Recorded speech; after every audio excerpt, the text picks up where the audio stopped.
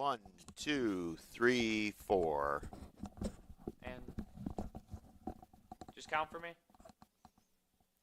Confirm. Tell him to. Can you count for him? 1, 2. Oh, 1, 2, 3, 4.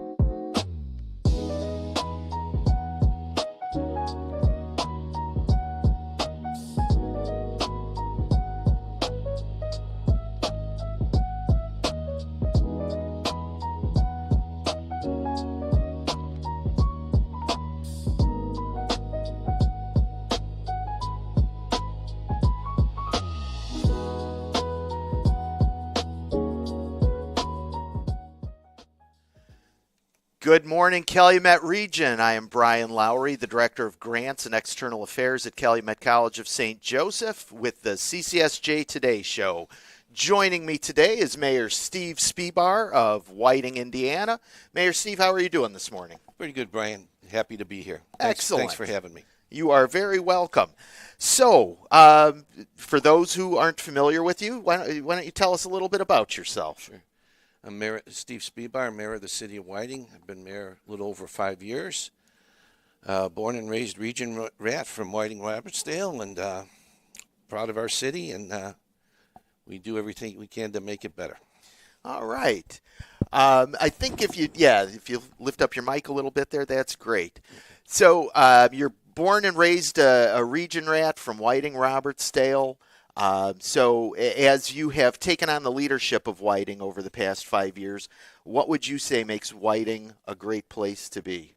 The small town feel. I mean, we are a small town, but with our downtown and the togetherness of the community. I mean, when there's a problem, people bond together and help each other out.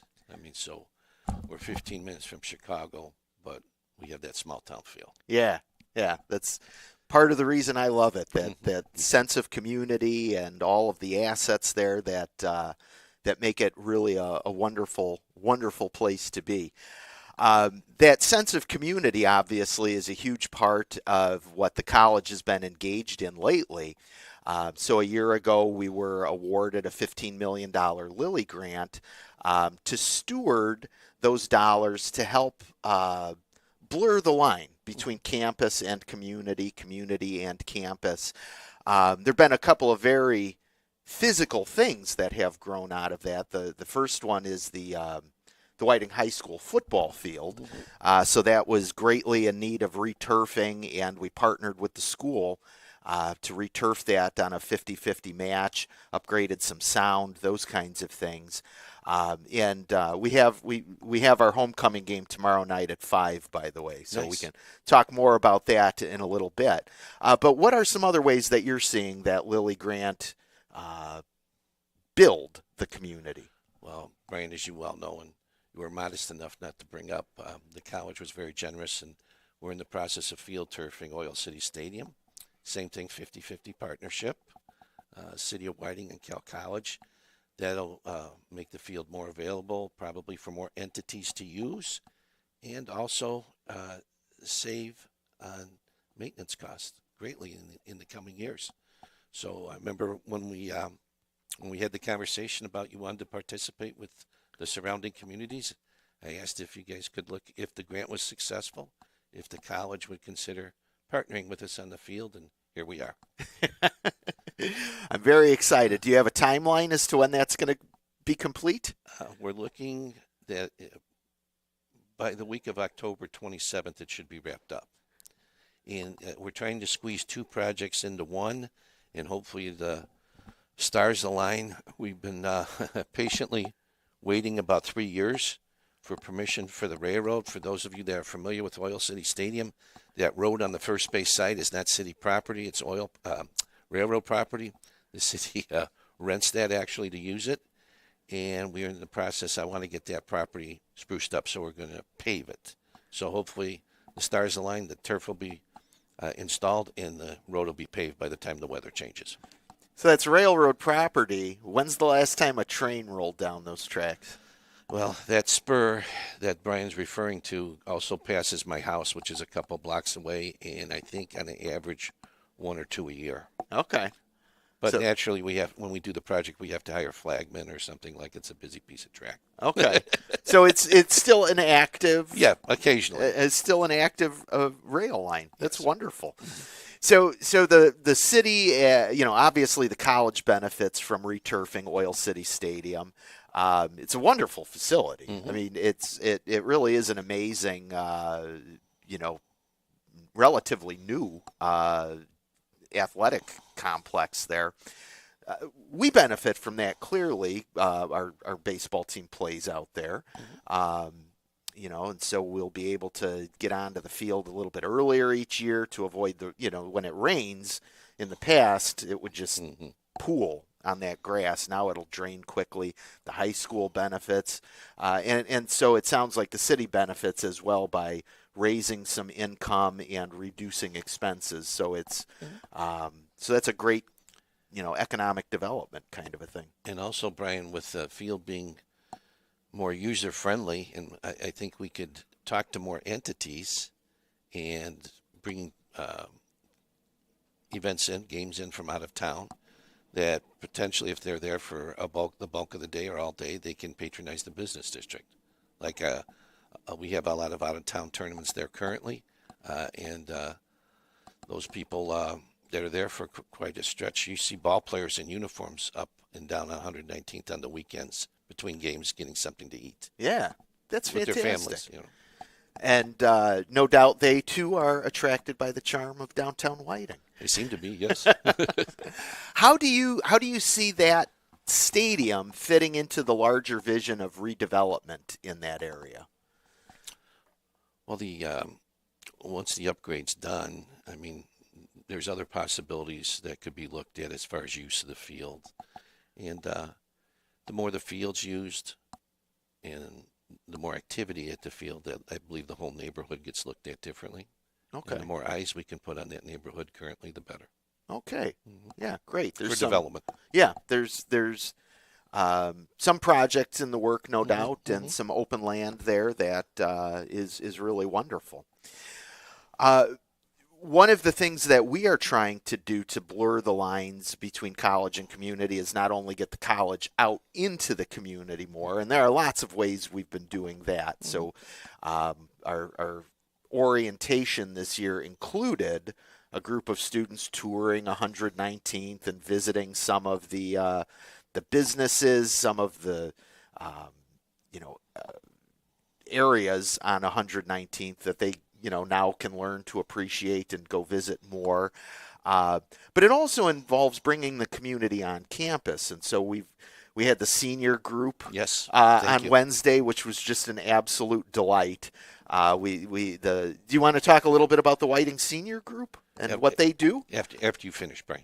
Well, it was great because they came and visited, and they were sitting there playing Uno, and a bunch of students saw these people playing cards and wanted to play and walked in and ended up hanging out. So you had these 18-year-olds and these older than that folks just hanging out for a couple of hours. Did the Uno branch out to euchre, or did it stay Uno? I think there was a bridge table as well. So I didn't get involved. I would lose in those games, no doubt.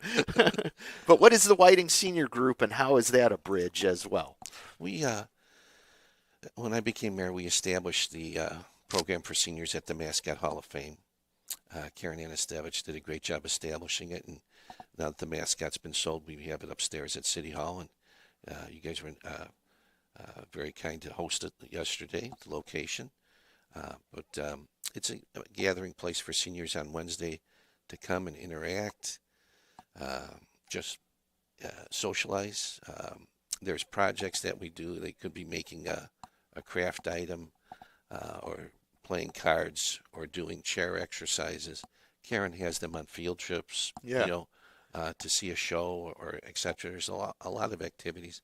To any senior in the Whiting Robertsdale community, I urge you to stop by City Hall upstairs on the third floor on Wednesdays from about 9 to 2. And just check it out. I think you'll like what you see. And especially with the winter months coming and boredom possibly setting in, it might be a great outlet for you, for an individual. Absolutely. And, I should have mentioned this at the top of the hour here. You mentioned Whiting Robertsdale. So we are located, the college is physically located in the Robertsdale neighborhood of Hammond, but thanks to a quirk in the zip code system that was invented in the 30s, we have a Whiting mailing address, like so many Hammond residents do. So we really are the beneficiaries of straddling the border there and having the resources of two great mayors, two great communities, and it really makes it great.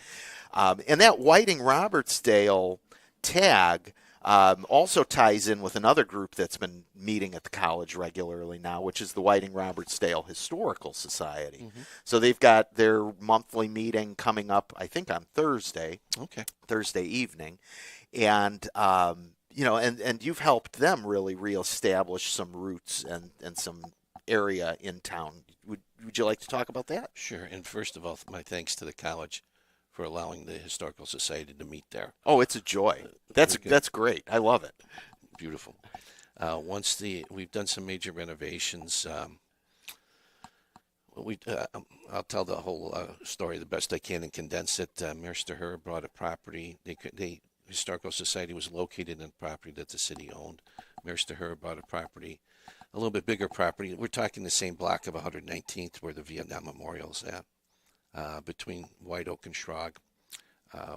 When I became mayor, we started the process of remodeling the building. There's still work to do there, but the front is fully functional. They're open to the public now. They had their soft opening. They've done a beautiful job there. The volunteers, and one of Karen's new assignments is to work with the Historical Society, which she's done a great job, and also Ron Tabazinski, the executive director. John Hermovich, I could name quite a few people, but they've done an excellent job. Anybody that's interested in touring the Historical Society, I believe they're open Wednesdays and Saturdays. I can't remember the hours right now. I believe so. I think Wednesdays from 1 to 4 and Saturdays maybe 10 to 2. That sounds right. But I'm sure it's on their website. Very good. Yeah, please check out their website. I think you'll be very surprised and very pleased if you pay a visit there. When the students did the tour during orientation of 119th Street, I understand. I wasn't there, but I understand that was like the most popular place for them to. They were fascinated with it, which really just speaks to that need for community, that sense of history that they want to be a part of, and I'm always excited when people I least expect to be excited about Whiting history really take a deep dive. But I have to credit the museum for making it that attractive and making it that interesting and all those kinds of things. For sure. It's Whiting Robertsdale has a very deep history, like many of the communities in this area do, but there's a lot of surprising facts about Whiting Robertsdale and its individuals and their accomplishments over the years. I think I think an individual would be surprised at what they saw in the museum. Yeah, I certainly was. Right next door to that is an empty lot. Yes. Would you like to talk about what's going on with that? We are in the process of selling that to an individual who wants to. They currently have a business on 119th, professional business, and they rent and they want to be in their own facility. And they're interested in building on that lot. I think that's an excellent move, and they have another professional or a professional located in their own building on 119th. It's great. And parking across the street, I think it's a good move for all concerned. Absolutely.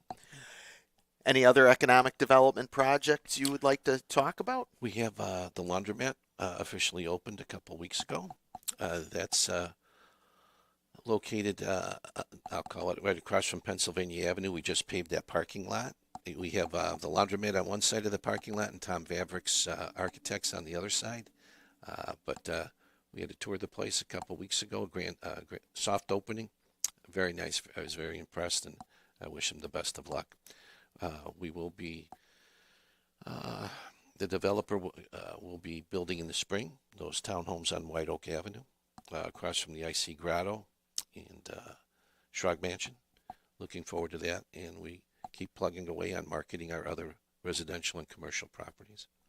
And Center Street is seeing some development as well, adjacent, right between the baseball stadium and the football field. So new houses are going up there. New houses are currently going on Center Street. We'll be marketing the area across from those homes, not the railroad track side of Center Street for one way to describe it. The other side, the smaller side, we'll be marketing that in the next few months for townhomes. That's wonderful.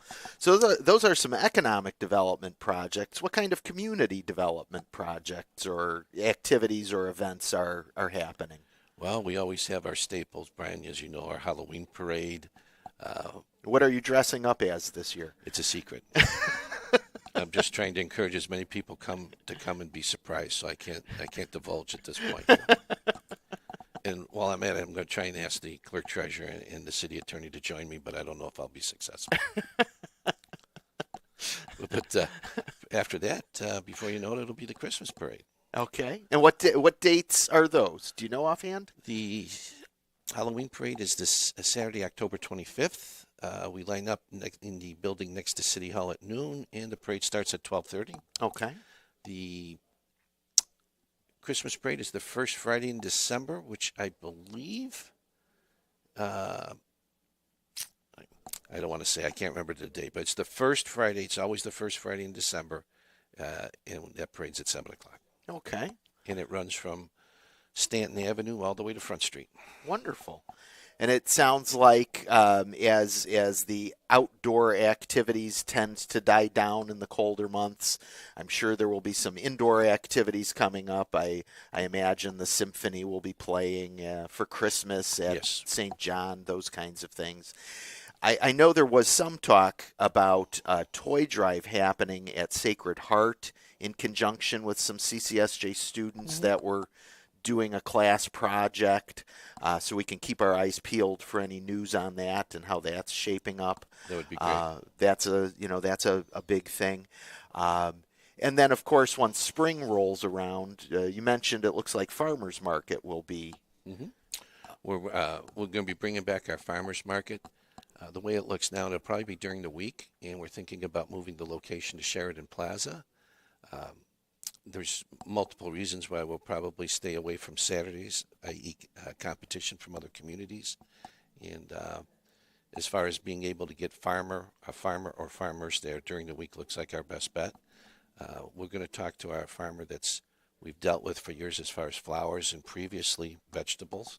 If he wants to continue on Saturdays, that's fine. We'll have something at City Hall on Saturdays. Actually, I would prefer that if we had something during the week and then something at least during the flower season on Saturdays. That's But wonderful. we're going to look to expand that.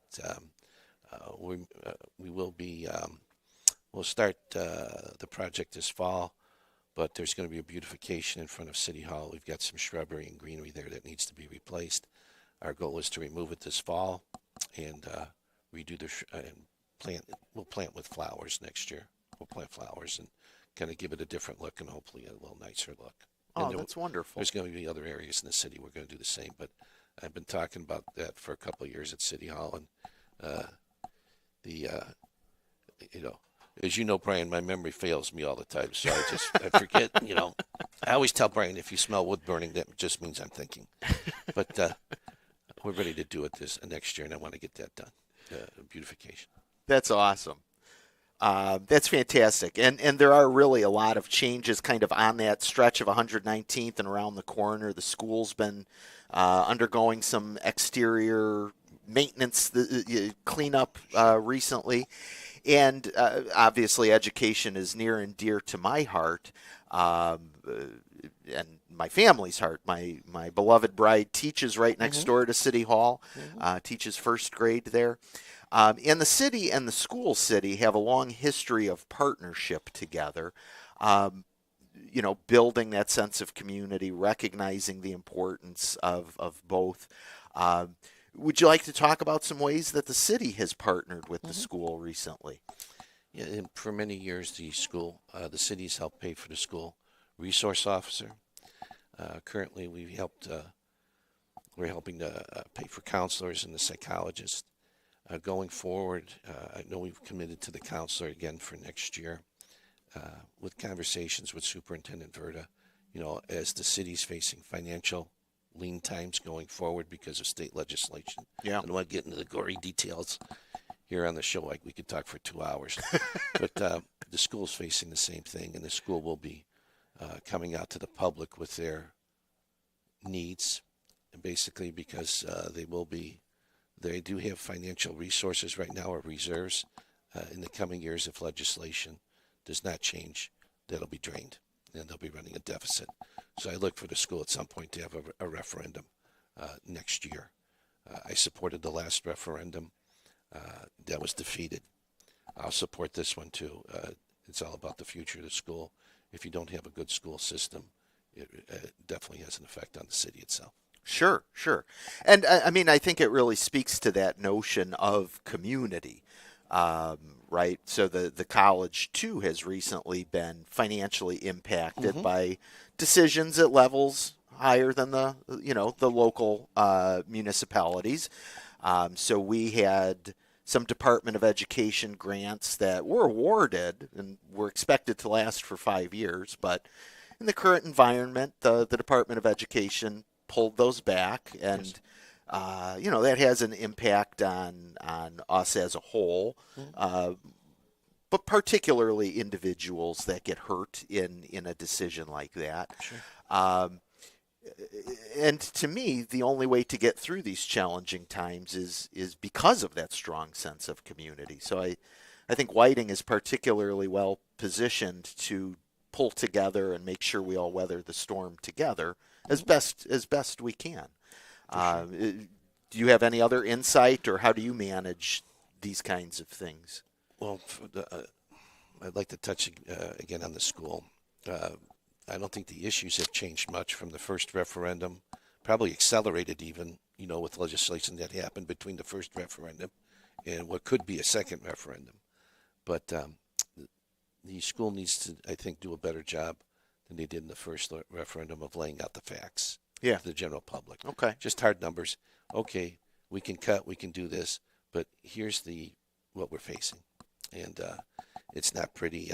Like I said, it's the school, the city, certain things are forced on us by legislation, in this case, state legislation. That'll make things a lot more difficult going forward. We dodged a bullet in the previous legislative session with certain legislation that got tabled. But we're facing, come 2028, there'll be some hard decisions to make for all governmental entities if the legislation isn't modified. So we've got a couple of years to change the legislation. Yes. Hopefully we see some, Brian, it's a short session, non-budgetary next year, but hopefully we see some movement on some modifications because it affects every community in the state. Yeah. And so, I mean, ipso facto, let's just say it plainly, we're a Democratic enclave here in a Republican state. So basically, Republican communities have to pressure Republicans for changes. Sure. And no doubt the Indiana State Legislature will see the wisdom of helping everybody out. I would hope so. All right. Very good. You said that tongue-in-cheek very well, Brian. I believe it. That is wonderful. It looks like we've only got a minute or two left on time. Do you have anything you would like to add? No, just I appreciate you having me here, and always a pleasure. Let's make this a habit when you want to get bored for a half hour and listen to me.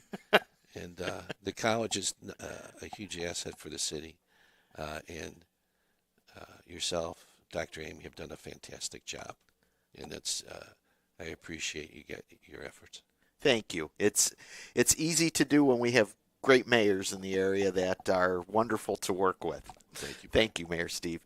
Before we go, just a quick rundown of some upcoming events. Mayor Steve mentioned several in the city of Whiting: the Halloween parade next weekend, the Christmas parade the first weekend in December. At CCSJ, we've got softball playing at home this afternoon at the Whiting Sports Complex. So again, that link between college and community. Most of our athletic teams play actually at facilities out in the community, not on campus. So softball today at 1. We've got women's soccer tomorrow at East Chicago Central at 10. Men's soccer follows them at 12:30. Then our big homecoming game against St. Mary of the Woods, sprint football. It's currently scheduled for tomorrow at 5. Tomorrow at 5.